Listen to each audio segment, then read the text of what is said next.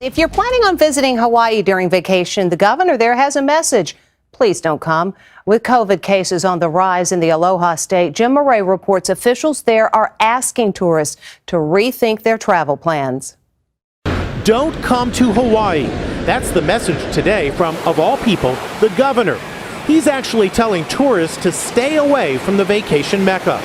Hawaii is in the grips of a COVID surge.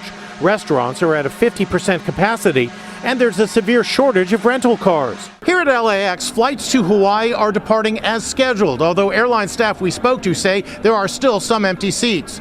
Those who are flying say they have some concerns, although they're still looking forward to their Hawaii vacation. We're going to make it as good as we can. And a grim prediction today from Dr. Fauci. He says the COVID crisis may not be over until next spring. We can get through the winter okay, and we can get those people vaccinated, that 80 million or so who are not vaccinated.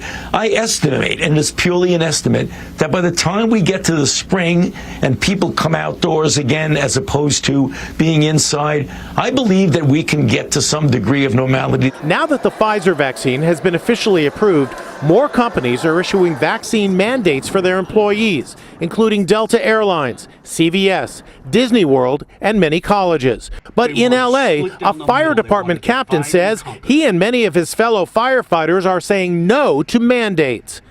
I am so hopping mad right now. You have no idea. My head could pop. This is a fight for freedom of choice.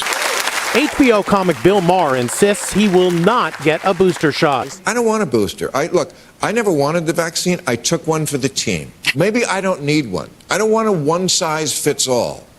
My body may be different than your body. And disaster for this San Francisco couple on vacation in Italy. Total nightmare. Matthew and Catherine Walden, who are both fully vaccinated, traveled to Milan for their 4th wedding anniversary. But hours after they arrived, he tested positive for COVID, and now they're both in quarantine in separate locations. So I have to remain here in this hotel, separated and quarantined separately from Matthew for minimum 7 days, and then if I test negative, I'm able to leave, whereas Matthew has to stay for 10 days and then hopefully test negative, or up to potentially 21 if he keeps testing positive. The worst part, their travel insurance doesn't cover the costs of quarantine. So how much is this whole ordeal going to cost you guys? Anywhere between $5,000 and $10,000.